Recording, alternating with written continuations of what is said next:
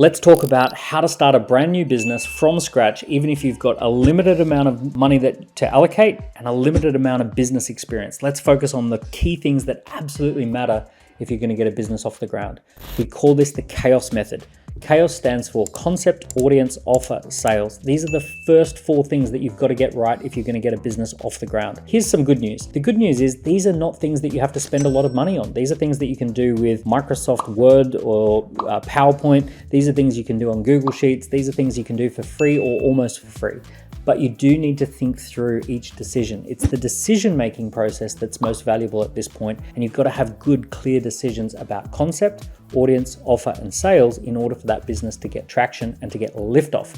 So let's talk through these 4 things. The first one is concept. We've got to create a good concept. Now, here's what we're looking for.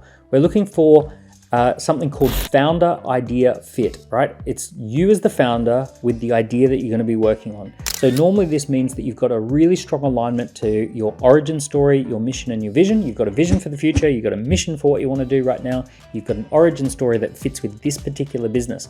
So what we're really looking for is something called founder concept fit. This is your idea. It's not because some guru told you it's a good idea. It's not because it's a money-making strategy that you heard about on some video on YouTube. It's your idea. You're passionate about it. You've got an origin story that lines up to it. You've got a vision for the future as to what you want to see happen. You've got a mission as to how to add value today. And all of those things make a big difference when you address something called concept founder fit, right? The right idea for the right person. And that's your idea. No, it's hard for people to compete with that because they'd have to be you.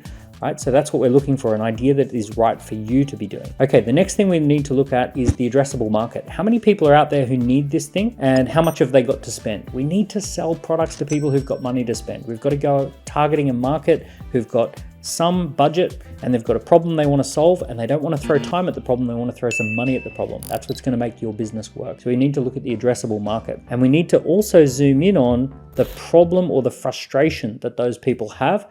What is it that they are frustrated by? What is it that they perceive is costing them time or effort or money, and they don't want that to continue into the future? They want to buy something that prevents them from spending time, energy, effort, or money on that particular problem. So once we've got you, your concept founder fit, we'll call that your passion, the problem that you solve, and the addressable market, the people that you're going to sell to, now we've got a good concept. That's where we can start formulating an idea about how this business is going to look. So let me share with you an example. When I launched the Key Person of Influence program, I had a background in working with people with their personal brands and taking them onto the stages and actually managing their event tours and their book launches and that sort of stuff. So I had a good background with Key Person of Influence, and I had a vision for the future of what would happen with personal branding. And I brought all of that experience that I'd spent over the last 10 years and my vision for the next 10 years, and I brought that together into the concept. I looked at the audience as being entrepreneurs, dynamic entrepreneurs who want to grow and scale their businesses using their personal brand. And I also looked at the cost of not having a personal brand, that you had to spend more money on advertising, you had to spend more money trying to attract team members, you had to wait longer in order to get liftoff and traction with your business. And I was able to sum all of that up and say, you know what, if we can build this Key Person of Influence accelerator, that's going to tick all the boxes for a really good concept for me. Okay, step 2 is building an audience. So it used to be the best thinking that you would build a product in secret, and then once you had a product that you were really, really happy with, you would then go and try and take that to marketplace. No one knew you were doing this, and then you reveal that you've got this product and you try and get people to buy it. Now that is not the best thinking today. One of the biggest innovations in entrepreneurship is this idea called audience first. So audience first means that you go out to an audience with very little bit of information about your concept and you see who engages. So here's what we can do to build an audience before we even have a product. We can go out and build a social media account and see if people are engaging in that. We can launch a waiting list. We can launch a discussion group. We can set up an online scorecard or assessment tool. We can run some introduction events where we just introduce the ideas to people. All of those things are ways to build an audience where people are engaging with you. They're saying, I'm interested in this concept. I don't know what your product is. I don't know what your service is just yet, but I'm interested in the ideas that you're talking about. This is where we get out to the marketplace to share some key ideas in order to see who turns up and who engages with those ideas. So it's ideas first, it's community first, it's audience first, without selling a product just yet. And what we're trying to do is gather information. We want to know how big is the audience, how frustrated are they, how much do they relate to the problem, what language do they use, what price do they put on the value of solving this problem, what would they hate to have happen? What would they love to have happen? So we're trying to figure out what makes our audience tick. And once we've figured out what makes our audience tick, we can start step 3, which is to formulate a great offer. Step 3, we want to create an offer. So what we're doing when we're creating an offer is we're trying to figure out what makes the audience tick, and then create a really nice offer that would solve all of those problems and deliver their goals, dreams, hopes, and outcomes that they're looking for. So imagine, here's the 5 things that really make the audience tick. Here's our offer. The 2 things go really, really nicely together. So it solves the problem, it delivers the dream, right? It fits nicely together. It's at the price that people are happy with, right? So we're looking for this kind of product market fit. We're looking for something that is a good product that fits with our audience, and that's called product market fit. So we're going to try and experiment with a few things. Here's what I like to do. I like to create 3 brochures. Now here's what my brochures look like. On the front cover, I name the product. On the inside cover, I write a description of the product. The next page is all the specifications of what's in the package, what's actually stacked up, all the different things that people get and how much it is. And on the back page is the registration of interest, or the pre-order form for that product. So what I like to do is I like to create 3 versions. One version is what I would call the bronze version. It's the lowest possible price point, and it solves the problem as cheaply as possible. The middle version, the silver version, is a mid-tier product. It's got additional services, it's got some additional things packaged in, and it's a mid-tier price point. And then the gold version is really where we push the boat right out and we say, what is everything that we could do at the highest price? And the gold version is where we really push the boat out. We try and put everything we can into that product package. We put all the services, all the products, all the things that we can package in at the higher price point, and we see if people are interested in that. Now, here's what I like to do. I like to go out and talk to customers, at least 30, minimum 30, and I talk them through, these are the 3 options that we're considering developing. We're thinking about developing either this one, or this one. This is price point 1, price point 2, price point 3. Which one are you interested in? If you can only fill in the registration or the pre-order form for one of these, which one would you want to fill in, right? Or none at all, right? Let's see what happens.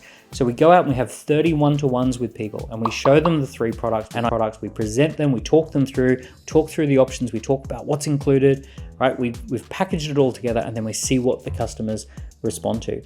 Now, I'm going to give you a little hot tip about creating offers here. Most people think about an offer as them offering their time, right? So they always think about selling their time, because that was the schooling system. The schooling system taught you to be component labor to sell your time. An offer is a little bit different. Time should be a minimum component, right? You should really look at packaging in all sorts of different things. Some of them are things that you've created, and some of it's your time, but some of the things that you package in are things that you just package in. Right? So for example, let's say you're a business coach, you might package in your signature library of books, the favorite books that you love to recommend. You might package in a piece of content delivered to people every single week for 52 weeks. Maybe you package in a private dining experience with all your other clients so they can meet each other. So all of these things can be packaged into the different offer. And if you get stuck with this, why not consult ChatGPT? So now you've presented your 3 different offers to your audience. You're going to have one that stands out. Either they've gone for the cheap one, the middle one, or the expensive one. And now you're going to pick one and take that one to marketplace. Or maybe you even pick 2 and do, there's version A or version B, but not 3, right? So we're going to pick 1 or 2 of these offers, and we're going to go out to a wider marketplace, and we're going to do some sales, which is step 4. Okay, so step 4 is sales. I've got some good news and bad news for you. The good news is that you are a born salesperson. When you're a kid, you loved selling stuff. You loved going to your parents and selling them ideas. That spark is still inside you. The bad news is we beat that out of you. We told you not to be a salesperson.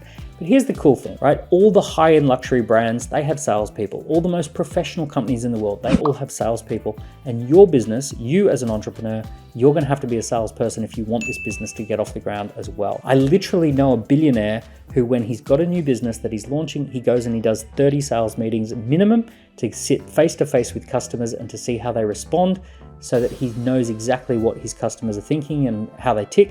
And I want you to do the same. Once you know your offer, I want you to make sure that you're doing between 30 and 150 sales meetings to go out there and talk to people and see if you can sell this face-to-face or on Zoom in a live environment, handling people's objections, talking through the different elements, making key decisions, talking to people about what they like, what they don't like, and also collecting your numbers. You're going to need to track 4 key numbers leads, appointments, presentations, and sales in order for you to understand whether your sales process is working or not working. How many leads do you generate each week? How many appointments do you get booked into the diary? How many people do you present your offer to? And how many people buy it, right? LAPS, leads, appointments, presentations, and sales. Now, if you can track those numbers, you're going to be able to see whether your sales process is working or not. And that's where you're going to be able to say, is this business ready to scale? When it comes to scaling, you're going to hire some people, you're going to invest in the business, you're going to do all sorts of things, but ultimately it all starts with CAOS: concept, audience, offer, and sales. And if you get those 4 things right, you've got a business that's ready to scale. So we covered a lot in that video. What did you like the best? What was the idea that stood out the most? Leave me a comment below, give it a like, give it a subscribe, and I'll look forward to seeing you next time.